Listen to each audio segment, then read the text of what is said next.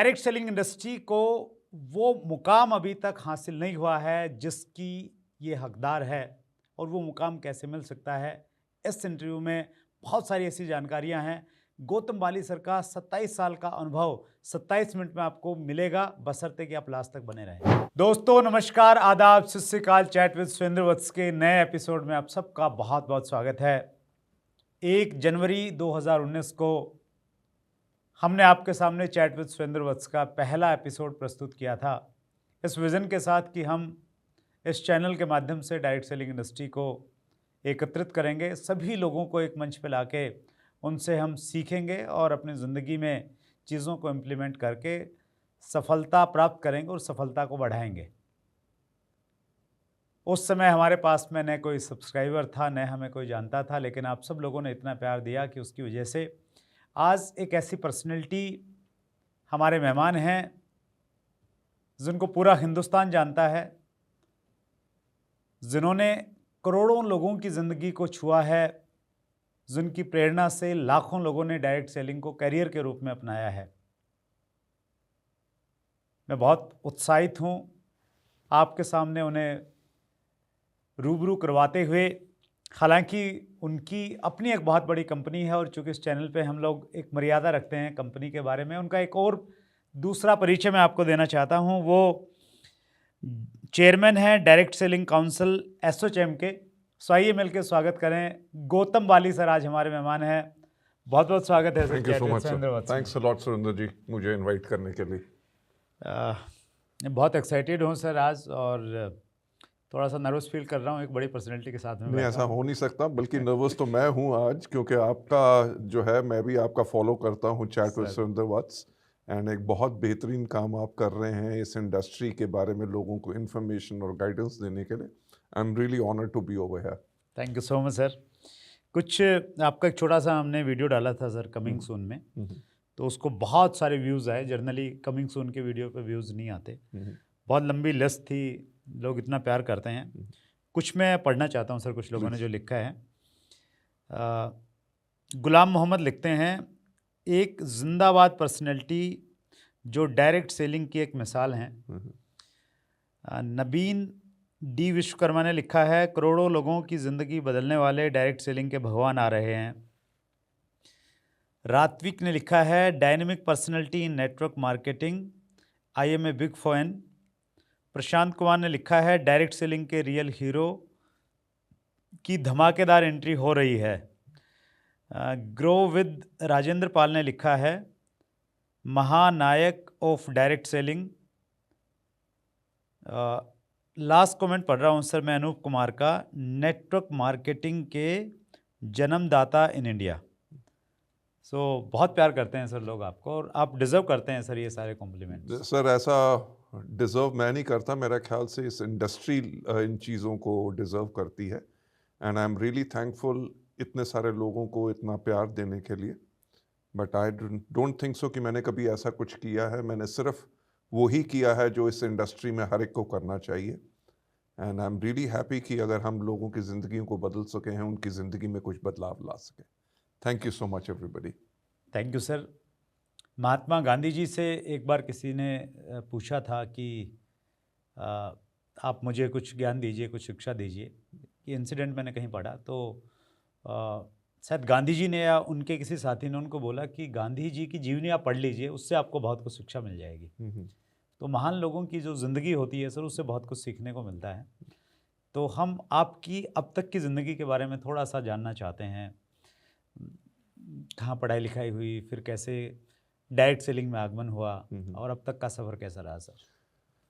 हाँ, मैं एक बात कहना चाहूँगा कि God has been very very kind हर एक चीज़ में। अगर अपनी थोड़ी सी बैकग्राउंड मैं बताना चाहूँ, मेरा जन्म हुआ था, मेरे फादर सेंट्रल गवर्नमेंट के एक एम्प्लॉय थे, custom and central excise department में काम करते थे। एंसेस्टरली हमारी फैमिली जम्मू एंड कश्मीर की है, बट 1947 के अंदर वो दिल्ली माइग्रेट कर गए थे। तो मेरा जन्म दिल्ली में हुआ। मेरे 2 बड़ी बहनें हैं और मैं घर में सबसे छोटा था। कुछ साल पहले दिल्ली में मेरा पढ़ाई हुई, फिर मेरे फादर की ट्रांसफ़र चंडीगढ़ हो गई। चंडीगढ़ में 3 साल पढ़ा, उसके बाद 5 साल अमृतसर इसी तरह सहारनपुर से लेके जम्मू में जाके मैंने अपनी ग्रेजुएशन की और वहीं पे post graduation sales and marketing में करने के बाद मेरी नौकरी फाइजर में लग गई, जो वर्ल्ड की लार्जेस्ट फार्मास्यूटिकल कंपनी है। उनके साथ लगभग 12 साल मैंने काम किया और 1996 में इस इंडस्ट्री में आया, जब ये इंडस्ट्री इंडिया में शुरू हो रही थी। और मुझे इस इंडस्ट्री के बारे में तब कुछ आइडिया नहीं था, पर फील्ड में जाके लोगों के साथ मिल के काम करने से जैसे लोगों ने इस इंडस्ट्री के बारे में सीखा तो मैंने भी इसमें सीखा। उस कंपनी के साथ, जो मैं आज भी कहता हूँ मेरा पहला प्यार है, क्योंकि उसने मुझे इस इंडस्ट्री के बारे में सब कुछ सिखाया। उनको छोड़ के फिर मैं एक और कंपनी में चला गया, वहाँ पे वाइस प्रेसिडेंट था, वहाँ पे लगभग 2 साल काम किया। फिर एक कंपनी के अंदर चीफ एग्जीक्यूटिव ऑफिसर बन गया। इतनी कंपनीज चेंज करने का कारण सिर्फ ये था कि मेरी सोच कुछ अलग थी। कंपनी सब की सब बहुत बेहतरीन थी, बट मुझे लगता था कि जो इस डायरेक्ट सेलिंग के फील्ड के अंदर हो सकता है वो कोई कंपनियां कर नहीं रही थी। हमने बहुत सुझाव भी दिए, बट कंपनीज की मैनेजमेंट की सोच अपनी अलग थी, मेरी सोच अलग थी। तो मैंने यही सोचा कि कब तक लोगों के ऊपर उंगलियां उठाऊंगा कि उन्होंने नहीं करने दिया, अपने ऊपर उंगली उठाएं और एक ऐसा परिवार बनाएं कि जो रिस्पेक्ट, जो इज्जत इस इंडस्ट्री को दुनिया भर में मिलती है, वो इंडिया में भी लोगों को इसके बारे में जानकारी हो, इज्जत से काम करें, अपना कैरियर उसको चुन सकें। 2004 में हमने इस परिवार की शुरुआत की। अगले साल हम अपनी 20वीं वर्षगांठ मनाएंगे और मेरा यही कहना है कि हमने पिछले लगभग 19 साल के अंदर वो सब करना किया जो हमारे लोग हमसे चाहते थे। और एक सेल्फ रेगुलेटेड कंपनी होने के नाते अपने लोगों के बारे में हमने सोचा और ऊपर वाले की कृपा है कि हम इतने लाखों लोगों की जिंदगी को बदल सकें। So that was my short journey, I must say. That's great, wonderful sir. आप हमेशा एक चीज़ कहते हैं कि सोचने की हिम्मत तो करो, लेकिन एक आम आदमी स्पेशली वो अगर उसकी एक बैकग्राउंड पे बहुत स्ट्रॉन्ग नहीं है, बहुत अच्छी उसकी स्कूलिंग नहीं हुई है, कॉलेज अच्छे इंस्टीट्यूट से नहीं किया है, तो वो बड़ा नहीं सोच पाता है। और आप हमेशा इस चीज़ पे जोर देते हैं कि बड़ा सोचने की हिम्मत तो करो। तो स्पेशली वो लोग जो कहीं ना कहीं बड़ी सोच नहीं बना पाते हैं, कहीं जॉब में अटके हुए हैं, बड़ा नहीं सोच पा रहे हैं, तो आपकी तरफ से कोई एक आध ऐसा टिप्स सर जिससे वो बड़ा सोच सके ज़िंदगी के लिए? वत्स साहब, मैं यही कहना चाहूँगा कि जो लोग बड़ा नहीं सोचते वो एक्चुअली डरते हैं। राइट? काहे के लिए डरते हैं? इस चीज़ से कि शायद अगर वो सोचेंगे और उनको सफलता ना मिली तो लोग उनका मजाक उड़ाएंगे। मेरा पहला हमेशा सोचने का जो तरीका है, जो रहा, जिसके करके हमने किया, और मैं अपने डिस्ट्रीब्यूटर्स को, भाइयों और बहनों को, सबको यही गाइड करता हूं कि इस डर को हटाओ और जब तक बड़ा सोचोगे नहीं तब तक बड़ा काम करोगे नहीं। तो क्या हुआ? फेलियर तो हर जगह मिलता है, एक बारी मिलेगा, 2 बारी मिलेगा, पर 10वीं बारी तो नहीं मिलेगा। राइट? सो आप डायरेक्ट सेलिंग के एग्जाम्पल्स को पूरा जानते हैं सर। जितनी बेहतरीन डायरेक्ट सेलिंग कंपनीज इंडिया के अंदर हैं, उन सब कंपनीज ने इतना बेहतरीन काम किया है लोगों की जिंदगी बदलने के लिए। ऐसे ऐसे लोग हैं जो आंखों से देख नहीं सकते, महीने में 3.5 लाख की आमदनी पे पहुंचे। जो बोल नहीं सकते, सुन नहीं सकते, वो लोग 1.25 लाख की आमदनी। अनपढ़ लोग 8 लाख रुपए की आमदनी।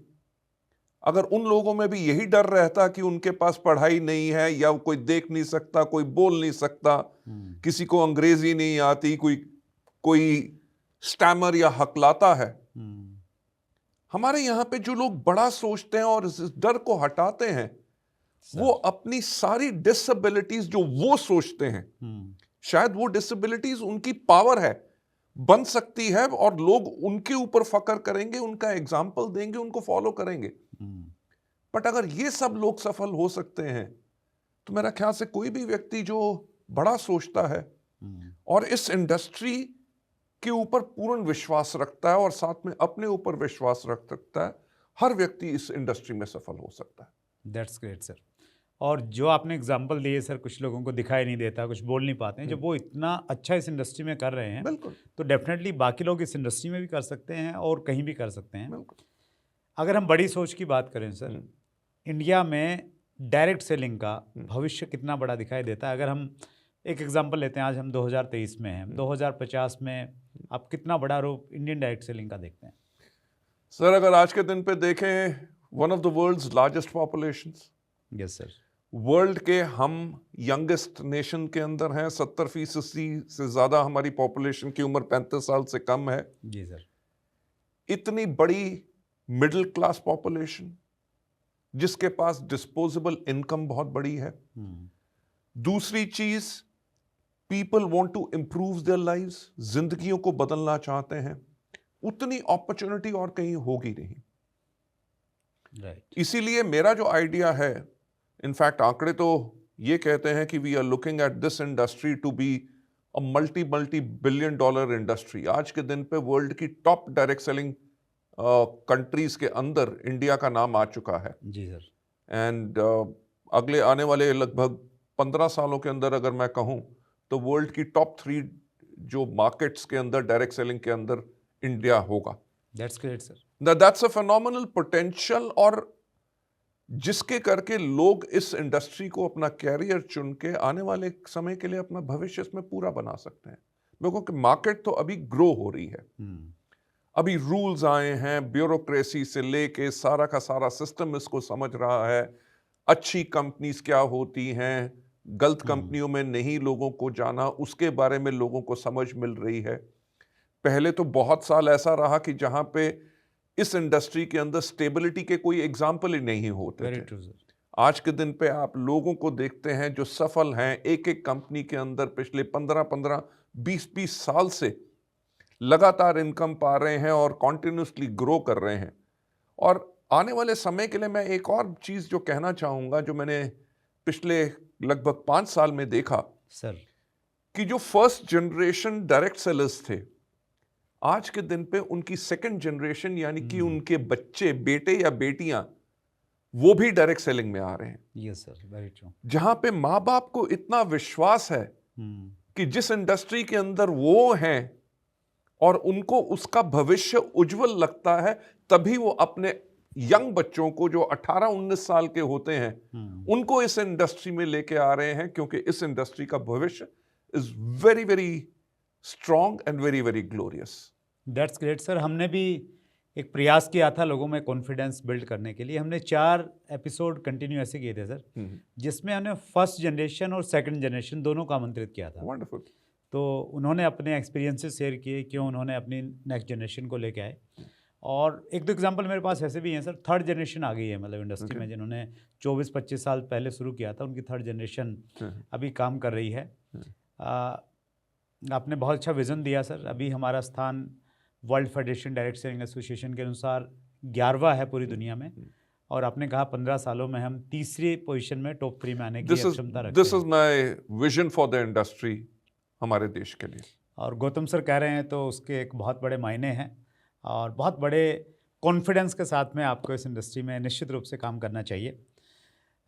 एक दो सीरियस टॉपिक्स पे आपसे डिस्कस करना चाहता हूँ सर। इस समय भी मतलब इतना सालों के बाद भी आप 1996 से इंडस्ट्री में हैं, और ऑलमोस्ट तभी इंडिया में शुरुआत हुई थी। तो कितना साल हो गया सर? 24 और 23, 27 साल हो गए। 27 सालों के बावजूद भी लोग डायरेक्ट सेलिंग को स्कैम के रूप में देखते हैं। ये सोचते हैं कि नहीं, ये तो चिटफंड वाले हैं। तो ये धारणा कब बदलेगी सर? ये बहुत ही टफ एक क्वेश्चन आपने व्हाट्सएप पूछा है। मेजॉरिटी जो लोग इसको स्कैम या बाकी चीजों के बारे में समझते हैं, वो ज्यादातर वो लोग होते हैं जिन्होंने इस इंडस्ट्री को पहचाना नहीं सर। राइट। जो लोग इस इंडस्ट्री को पहचान जाते हैं, उनकी धारणा, उनका विचार इस इंडस्ट्री के बारे में बिल्कुल अलग होता है। मैं आपसे एक बात कहना चाहूँगा, आप भी उन चीज़ों में इन्वॉल्व रहे हैं। जब भी हम ब्यूरोक्रेसी से भी मिले, डिफरेंट मिनिस्ट्रीज से भी मिले, जो सारी की सारी अच्छी कंपनीज हैं वो इसी चीज़ के ऊपर काम कर रही हैं, क्योंकि कुछ गलत जो प्लेयर आके इस इंडस्ट्री की इमेज को जो डैमेज करते हैं, सर। हमारी सरकार से यही प्रयास है कि ताकि रूल्स के साथ साथ अगर कोई रेगुलेटरी बॉडी हो जिसके करके लोगों को जो इसके ऊपर विश्वास नहीं है, जब सरकार से कोई मान्यता प्राप्त हो, हमें अगर कोई रेगुलेट करे इस इंडस्ट्री को ताकि गलत प्लेयर्स ना आ सकें, तो उस समय तक जब तक ये नहीं होगा तो कुछ ना कुछ लोग आके अगर गलत फ्रॉड करेंगे जिससे इंटायर इंडस्ट्री को बुरा नाम मिलेगा। पर मैं आप लोगों से अपने चैट पे सुरेंद्र वत्स जी के व्यूअर्स से मैं एक बात कहना चाहूंगा, इस इंडस्ट्री को समझो। बाकी अगर गलत प्लेयर्स हैं उसके करके सारी की सारी इंडस्ट्री गलत नहीं हो सकती। जो सेल्फ रेगुलेटेड और अच्छी कंपनीज हैं जो पिछले कितने समय से चल रही हैं, उनको समझो ताकि आप इसमें अपना कैरियर बना सको। चीज़ें बदलेंगी, हमें उम्मीद रहना चाहिए। और डायरेक्ट सेलिंग रूल्स आने के बाद में एक लीगल रिकॉग्निशन तो हमें मिल गया है, विश्वविद्यालयों में पढ़ाया जाने लग गया है, तो उससे भी कहीं ना कहीं हमें एक सोशल, एक जो सामाजिक मान्यता है वो कहीं ना कहीं हमें मिल रही है।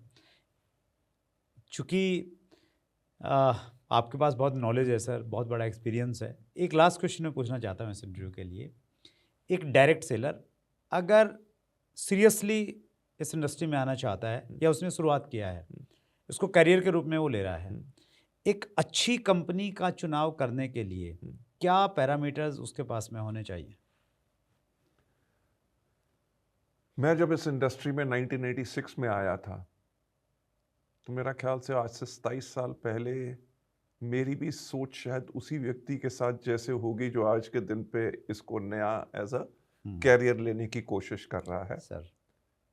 तो इस इंडस्ट्री के जानने के लिए मैंने एक किताब पढ़ी जिसका नाम मुझे आज भी याद है, the encyclopedia of network marketing. उस किताब को लिखा था एक बहुत बड़े लीडर जो वर्ल्ड ओवर के हैं डायरेक्ट सेलिंग के अंदर, कॉल्ड रैंडी गेज।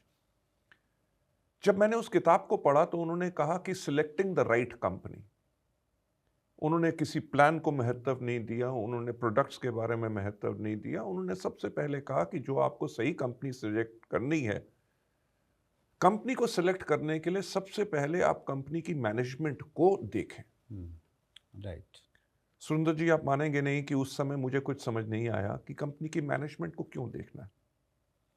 मैंने यही सोचा कि कंपनी का काम है एक अच्छा मार्केटिंग प्लान हो, अच्छे प्रोडक्ट्स दे, जो डायरेक्ट सेलर हैं वो प्रोडक्ट बेचेंगे, अपनी मेहनत के करके टीम बनाएंगे, आमदनी पाएंगे, कंपनी ने उनको आमदनी देनी है।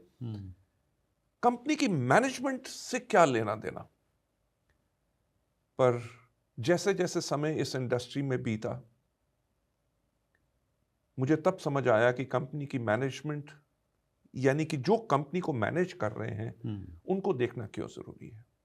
क्योंकि उनकी अगर सोच डिस्ट्रीब्यूटर्स के प्रति है, उनकी सोच ईमानदार है, वो एथिकली काम करना चाहते हैं, कोई शॉर्टकट अपनाना नहीं चाहते।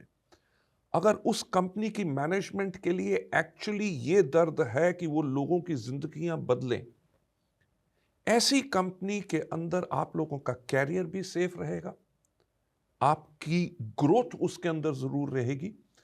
क्योंकि जो मैं हमेशा कहता हूं, मैं अभी भी आपकी इंटरव्यू से पहले मैं जब बाहर बैठा था सर, तो वशिष्ठ जी के साथ जो मेरी डिस्कशन हो रही थी उसके अंदर मैं भी एक किताब के बारे में डिस्कस कर रहा था, जिसके अंदर उन्होंने कहा गया कि कंपनी को कोई भी चलाने वाले जो व्यक्ति होते हैं उनका लेवल ऑफ लीडरशिप से, फॉर एग्जांपल लीडर 5 लेवल के होने चाहिए। उस कंपनी की स्ट्रैटेजिक थिंकिंग कैसी है, उस कंपनी की विजन कैसी है। सर, एक अच्छी अगर मैनेजमेंट होगी जो लोगों के प्रति सोच रही है, वो इन चीज़ों का ख्याल करेगी कि समय कैसे बदल रहा है, हमारे लोगों की ज़रूरत कैसे बदलेगी, उनको टूल्स कैसे चाहिए होंगे, उनको प्रोडक्ट्स कैसे चाहिए, हम अपने लोगों को और ज़्यादा गाइड कैसे करें, हम कैसे इन्वेस्ट करें कि हमारे लोग और ग्रो कर सकें।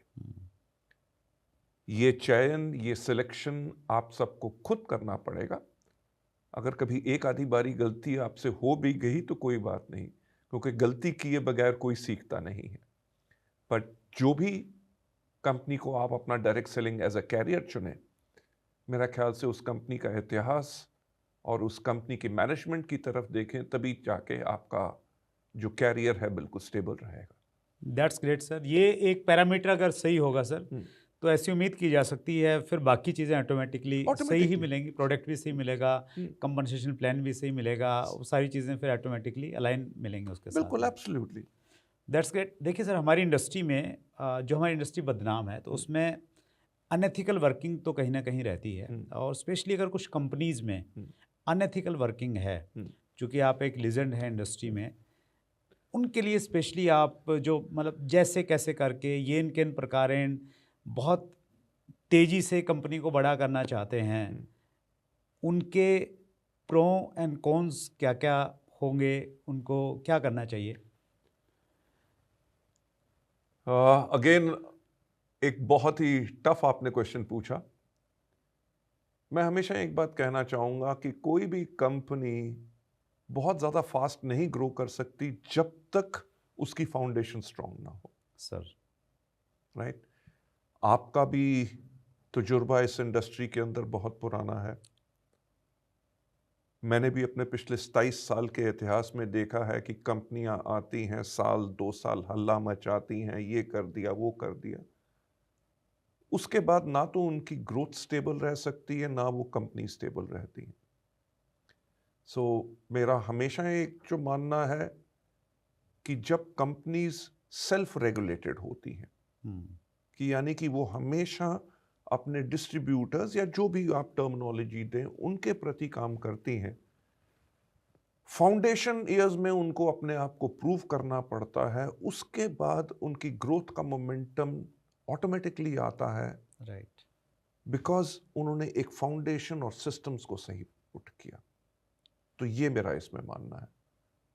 I hope I have answered your question. Yes yes, आप ये कहना चाह रहे हैं सर, थोड़ा पेशेंस के साथ में काम करें, मार्केट में पहले अपने आप को प्रूव प्रूव करें, करें, और अनएथिकल तरीके से काम करेंगे तो फिर लंबा नहीं जा लंबा पाएंगे। नहीं जा एक दो साल में, जैसे इतिहास बता भी रहा है सर, मैंने भी बहुत नज़दीक से चीज़ों को देखा है। कोई कंपनी आते हैं, ऐसा लगता है कि ये तो सब कुछ उड़ा के ही ले उड़ा के जाएगी, ले जाएगी। और 2-3 साल में वो कंपनी दिखती ही नहीं, दिखती उसके नहीं। लोग नहीं दिखते, और दिखते हैं तो वो गायब सी हो जाती है कहीं ना कहीं। और जिन कंपनियों ने धीरे धीरे शुरुआत की, प्रिंसिपल्स पे खड़े रहे, आज वो बहुत बड़ा काम कर रहे हैं। देखिए, मैं एक और बात कहना चाहूंगा कि आप कुछ लोगों को बेवकूफ बना सकते हैं कुछ समय के लिए, सभी लोगों को हमेशा के लिए आप बेवकूफ नहीं बना सकते। जब हमारा बिजनेस ही वर्ड ऑफ माउथ पार का है, हमारे लीडर्स को जब खुद में विश्वास नहीं है, तो वो लोगों को कैसे अपनी कंपनी के बारे में विश्वास दिलाएगा? Very true sir. जो मैं आपसे बात कर रहा था, और आपने भी कहा कि आज के दिन पे 3rd जनरेशन लोग इस इंडस्ट्री में आ चुके हैं। अगर उन लोगों में विश्वास नहीं है तो वो अपनी 3rd जनरेशन या 2nd जनरेशन को क्यों लाएंगे? Very true. और यही लोगों का विश्वास, जो मेरा हमेशा एक कहना होता है सुरेंद्र जी, कि लोग कभी किसी कंपनी को ज्वाइन नहीं करते, वो उस व्यक्ति को ज्वाइन करते हैं जो कंपनी को दिखाने गया है। कि अगर उनको कंपनी में विश्वास बाद में आएगा, पहले विश्वास उस व्यक्ति में, उस लीडर में जो उनके पास गया है उस कंपनी को लेके, जब उसमें विश्वास होता है तभी जाके कंपनी में आता है। Very true sir. सो यही मैं दैट्स कहना चाहता था सर। Wonderful sir. आपका 27 साल का जो तजुर्बा है, वो हमने प्रयास किया कि 22-24 मिनट में व्यूवर्स को हम लोग दे पाएँ। सर, आपका एक बहुत बड़ा नाम है, कितनी सारी व्यवस्थाएं हैं, आपका व्यापार हिंदुस्तान में भी है, हिंदुस्तान से बाहर भी है, आप एसोचैम के साथ में और दूसरी एसोसिएशंस के साथ भी क्लोजली काम कर रहे हैं, आप ADCI की मॉनिटर भी हैं, वहाँ पे भी आप के साथ में लकीली मुझे भी काम करने का मौका मिलता है। फिर भी आपने समय निकाला सर, ये समझा कि आपके आने से लोगों को, इंडस्ट्री को मजबूती मिलेगी। हमारा हौसला बढ़ा सर। सुंदर जी, मैं आपको थैंक्स कहना चाहूँगा मुझे बुलाने के लिए। मैं हमारे जितने भी व्यूअर्स हैं जो चैट विद सुरेंद्र जी का ये आज प्रोग्राम देख रहे हैं, मैं आप लोगों से एक बात कहना चाहूँगा कि मेरा पहले कोई विचार नहीं था कि अपनी खुद की कंपनी शुरू करने का। हमने ये जो परिवार शुरू किया वो इसलिए शुरू किया ताकि इस इंडस्ट्री को इसकी इज्जत और सम्मान मिल सके। और इस बिजनेस को लगभग 19 साल करते हुए मैं आज के दिन पे भी बाकी कंपनीज के फाउंडर हों, लीडर्स हों, उनसे भी मिलता हूं। हमेशा इस चीज के लिए काम करता हूं ताकि ये इंडस्ट्री आगे बने, लोगों की सोच इसके लिए बेहतर रहे। सर, आपकी इतनी सारी व्यस्तताएं हैं, उन व्यस्तताओं के बावजूद आपने समय निकाला हमारे व्यूवर्स को इतनी सारी नॉलेज दी, दिल की गहराई से सभी व्यूअर्स की तरफ से एक बार फिर बहुत बहुत धन्यवाद सर। Thank you so much, Surendra ji. It was a pleasure definitely coming over here. बेशक भी अगर मैं किसी चीज़ में भी बिजी रहूं, पर जब भी इस इंडस्ट्री के लिए मैं कुछ कर सकता हूं, लोगों को कोई संदेश दे सकता हूं, उसके लिए मैं हमेशा आई लुक फॉर अपॉर्चुनिटीज, मैं हमेशा तैयार रहता हूं. Thank you so much everybody. Thank you. Thank you. So ये थे गौतम बाली सर, 27 साल से डायरेक्ट सेलिंग इंडस्ट्री में हैं, बहुत बड़ा तजर्बा। अगर आपने चैनल को सब्सक्राइब नहीं किया होता तो ये इन्फॉर्मेशन कैसे आप तक पहुंचती। इस प्रकार की बड़ी पर्सनैलिटी से मिलने के लिए आपको इंतजार करना होगा। अगले मंगलवार को रात्रि 8 बजे फिर मुलाकात होगी। बहुत बहुत धन्यवाद।